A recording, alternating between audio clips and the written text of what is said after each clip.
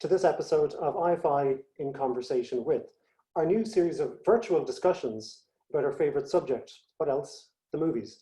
My name is Dave O'Mahony, I'm Head of Cinema Programming at the Irish Film Institute, and I'm delighted that my guest today is Maeve Higgins, actress from, you'll be familiar from screens both big and small, and was recently seen starring in supernatural Irish comedy Extraordinary, which I'm sure most of you will have seen. Maeve, delighted to have you here. How have you been? Great, really good. Yeah, thanks for having me. Yeah, I'd love to be in the IFI right now watching some weird movie. Well, but it's fine. I take that as a compliment. With cinemas, like we've been closed now since March 12th, like most cinemas. Yeah. What are you missing about going to the movies? Well, I think that I find it really hard to focus for like 2 hours at a time, unless I'm actually in the theatre, you know. Okay. And I promise I'm not one of those people who's like on my phone lighting up my screen. Like I really get into it when I'm in the theatre. So I suppose that, and also like, because I come from stand-up comedy, so like being in a big crowd of people and being in a group, watching something and hearing where it hits and misses and figuring out like the bits that I find funny and like maybe one other laugher like in the second row.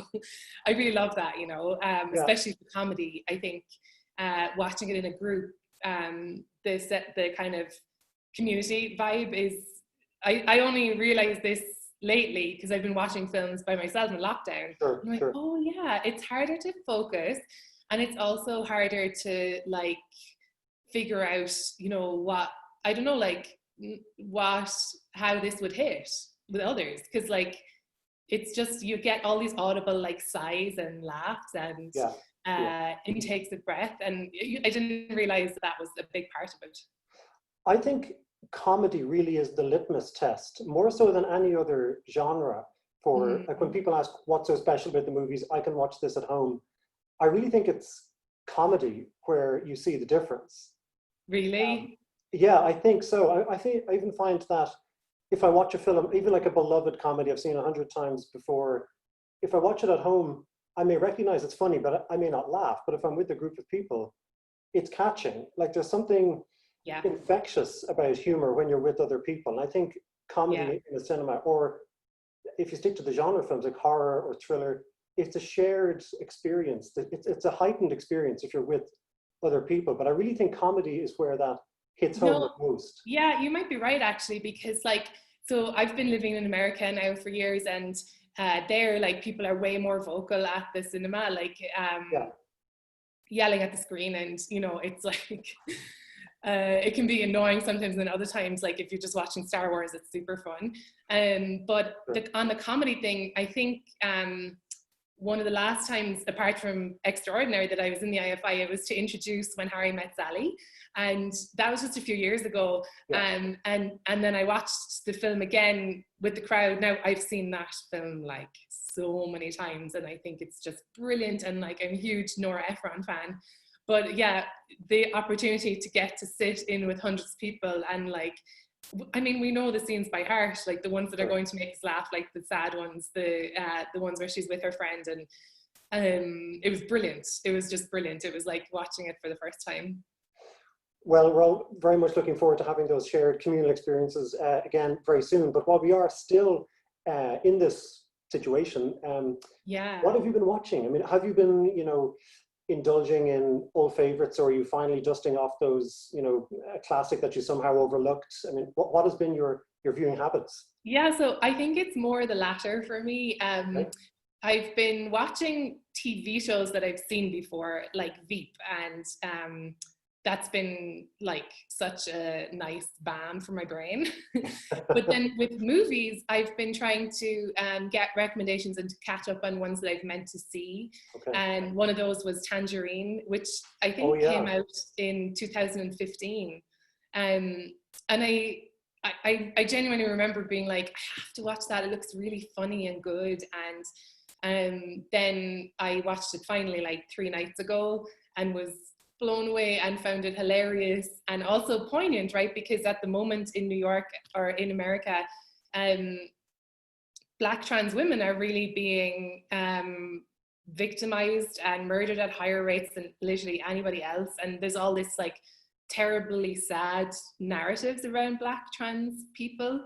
And then I watched Tangerine and I was like, they happen to be Black trans women and they're hilarious. They're so idiosyncratic. They're so beautiful. Like the whole thing is shot so beautifully. It's like the Christmas Eve in LA and these two friends who are like kind of on these different missions. So I think that was something I wasn't expecting from Tangerine, to get this other side, this incredibly human side, a fun, joyful look at the life of these people in LA. So that was wonderful. And then, of course, after that, the same director, I think his name is Sam Baker. I'm not sure. Baker. Yeah, that's right. Yeah. Yeah. Okay. He also directed the Florida Project, which honestly is one of those ones that my friends have been like, how could you not have seen it already? And I'm, I don't know. I'm just on Instagram. Like, so I watched the Florida Project last night, and it's like, I mean, I'm sure you know it, but it's like it's just wonderful. Yeah, I absolutely love it. Yeah. It's like 3 kids like marauding around Florida. It's, you know, again, it's, you can look at it from, oh, this is deep poverty and a uniquely American issue of kind of insecurity about where you live and no government safety nets. But you can also look at it like, oh my God, look at the full lives of these kids and these parents who are doing the best they can. And there's so much love and joy in the film. Yes. And again, it's shot really in a gorgeous way, like with all these beautiful colors and actors that I haven't seen before or since, which is sad. And I hope that I'll see them again. It's an incredibly vibrant film. I think I always put it in the same bracket. I don't know if you've seen American Honey, Andrea Arnold's film. No. I think it's on Netflix. Okay. It's quite long, it's about 3 hours, but it's absolutely great. It didn't get the recognition it deserved. It's got a similar energy, shall I say, to the Florida Project. So check that one out. Thank you. And I mean, like, honestly, Dave, like, when would you get to actually say, I need to, you know, you need to watch this 3-hour movie? I'd be like, okay, good luck, maybe, you know, in November. But I'm like, I think I could fit that in this afternoon. Yeah. Now's the time, right? Yeah. So take us all the way back. What's the earliest memory you have of going to the cinema? Do you have a formative movie-going experience? Yeah, I certainly, there used to be a cinema in Cove where I grew up, and I guess it closed when I was still a child. I'm not sure, but I went there to see Lady and the Tramp with my brothers and sisters, and it was, you know, mind-blowing. Yeah. Of course. It was just like incredible. Like, it's so funny now how I could just, you know, for my nieces who were the same age as me then, like 4 or 5, just be like, oh, look at this, and just literally put it on my phone for them. But back then it was, you know, we all got into the car and drove to the cinema, and then it was a huge screen and everyone was like laughing and eating popcorn. And yeah, it was, that really stands out in my mind. And I actually don't have a lot of childhood memories. Like, sometimes I'm like, I really spent like 365 days as a 5-year-old. I have no idea what I was doing the whole time. Lady and the Tramp. That was definitely 2 hours of it. What are the films that you know, you go back to again and again? Like, are there particular films throughout the years that I suppose it's a roundabout way of asking you, do you have a favorite film? Yeah, I don't really think I do, honestly. I think that some films that like stuck out to me, I think you know, Margaret, that film. It's amazing. Yeah, it's amazing. Absolutely love it. Yeah. Yeah. So I remember, like, my friend Joe, who's like Joe Burke, who's a Dublin actor and writer, he was like, it's very important that you come and see this film. It's kind of a mess. It's like 3 hours long. It was the director's cut that came out like 10 years after they made it. Oh, yes. Yeah. It was shelved for years. I think by the distributor. I think Martin Scorsese got involved in getting the film finished and finally seen. But there is a longer 3-hour version, yeah. It's so wild that all that happened. But something happened when I was watching that film where I remember like sitting in the seat, but also feeling that I was like in the movie. Right, yeah. You know, that it was so transporting. And that happens very rarely. I think I have like a very jumpy brain, so like it's hard for me to really sink into something and to not be thinking about anything else. But I consciously remember that happening in March. I was just like, I don't want to leave this world. Like I want to see what happens to her forever. Yeah. And I don't know how he did that. Like maybe it was the length of it too, like something kind of simple like that. And There's she's something just about so, that film, and it's one of those Marmite movies, you know, where people will absolutely, you know, there's a dividing line of those who love Margaret and don't like it at all. And it's not one of those films where people are kind of, it's okay. You know, yeah. you will either be passionately, you know, into it, or it passes you by. And I think it's a masterpiece. I think it's just, of course, Kenneth Lonergan went on to direct Manchester by the Sea, and I'm sure he's going to have a, you know, interesting career. But for me, that's a masterpiece that needs to be rediscovered. Yeah, yeah, it's funny. I mean, honestly, I only thought of it because I knew we were going to have this chat, and I was like, when is the last time, you know, and what is Yeah. a film that I watch again? And that probably is one of the only ones, I think, apart from like when I'm home at Christmas and we watch It's a Wonderful Life, or we have family films that like, so there was 2 years in my family when we only had 2 videos. Okay. Like VCR videos, and one was Seven Brides for Seven Brothers and the other one was the Blues Brothers. So we Brothers still, senior here, yeah. yeah, brothers, even though we're 7 sisters actually, Yeah. and just one brother. But those are the movies that we all watch again and again as a family. We watch the Blues Brothers and Seven Brothers.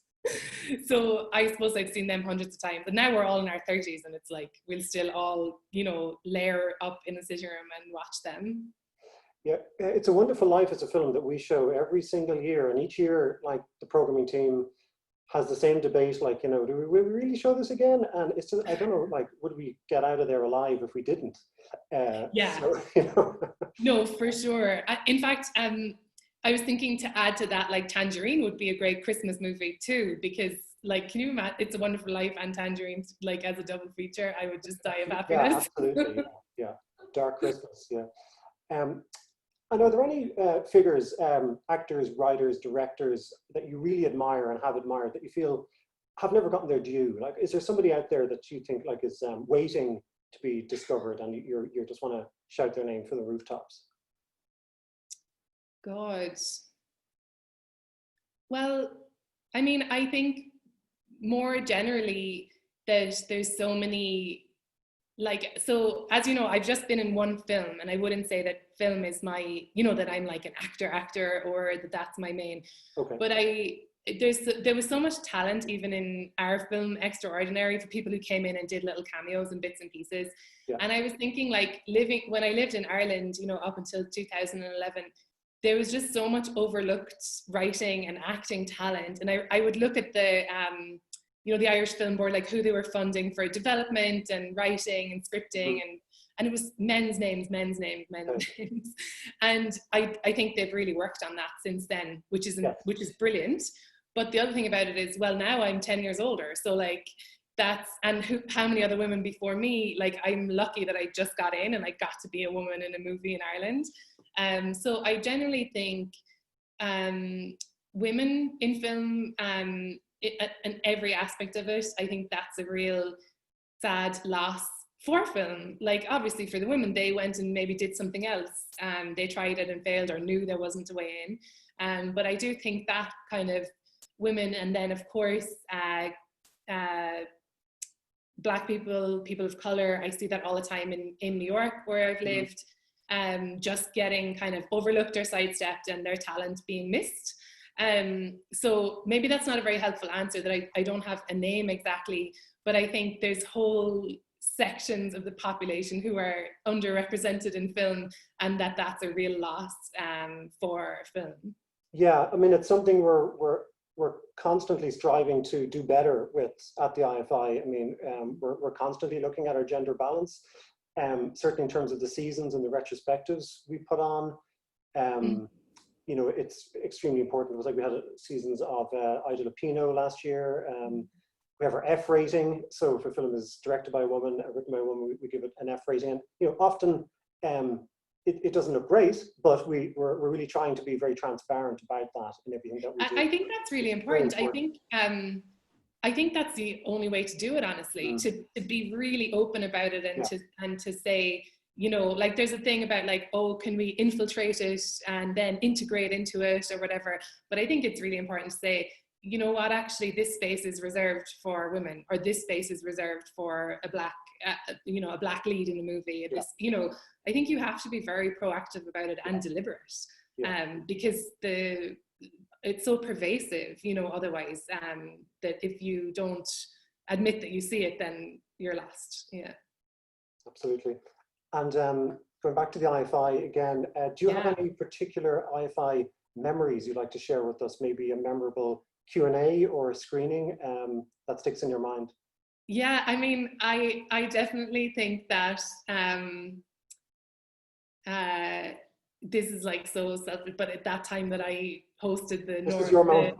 When Harry Met Sally, like my own Q&A, because it was just such a laugh, like to be the one to get to talk about Nora Ephron and to research her. I mean, I read all of her books already, and she said that writing When Harry Met Sally was the most difficult job she's ever had, which I definitely believe. Like trying to write scripts myself now, I'm like, how the hell? And so it was really fun to be given that whole theater over to just like everyone who loves this film, and there was just so many women and gay men in the audience, and we were all just screaming our heads off. I think there was probably some straight men there too, but actually I don't know that there was, but it was super fun. And then I think I think that's probably like, I feel like the IFI for me, when I lived in Dublin for many years, was a place that I would go by myself to see something that like I had read about, you know, like being in, so I'm not sure how to explain this, but like being in New York now, I have such access to like every type of cinema, you know, that's coming in from around the world, and I'm really spoiled in that way. But when I lived in Dublin when I was younger, I just remember being like, what is this? They're showing like 4 films on a Saturday and they're all Iranian. Yes.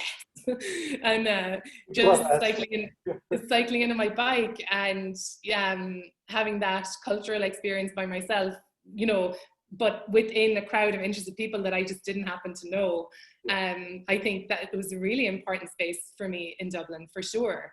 That sense of discovery is very, very, it's very pleasing that to hear, because that's always the endeavor when programming a venue, is that you're of course there's films that people will know, but you're trying to introduce people to films that you know, will be an exciting discovery. So that's, yeah, exactly. And that's really hard to find. I mean, as you know, so many big theaters are just like, they have to just sell the blockbusters, and like I feel so resistant to that, even especially now being in a movie myself and doing South by Southwest and all these festivals.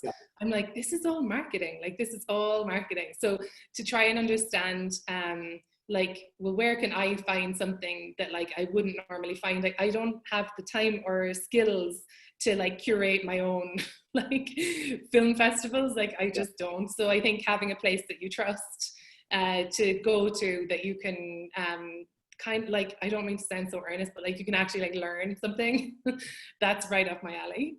It's music to my ears.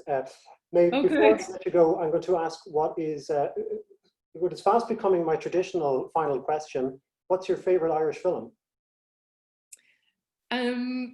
Circle of Friends, probably. Okay, and why? I think, I mean, does that even count as, I think it counts as an Irish film. It's Irish story. I mean, like, what? An Irish story. It's an Irish story, you know, an Irish woman wrote it. Yeah. And it like hit me right at, I think I was in my teens when it came out, and I'm obsessed with Minnie Driver, and she has just bought the rights to my book as well. So I'm like, I love her. And I've always loved her. And that film about like a chubby like country girl like falling in love with the wrong guy, I was just like, ah! And I love that Maeve Higgins wrote it and that she got her dues in that way. And it's in Ireland, and there's great Irish actors in it. But yeah, I mean, to be honest, I think that is like, when I look at Irish films, it's like men. There's like so many men in all the films, which is fine. But like, I need for something to really resonate with me and be my favorite Irish film, it has to like make sense to me and, you know, reflect my experience in some tiny way. So I loved that. And the latest new Irish film that I made myself watch, because I'm a real scaredy cat, but I watched Sea Fever, which is that Yep. Nessa Hardiman film. Yep. And it was so cool, pretty scary. But there's like this really, I loved the lead who's like a grumpy, beautiful scientist. Yeah.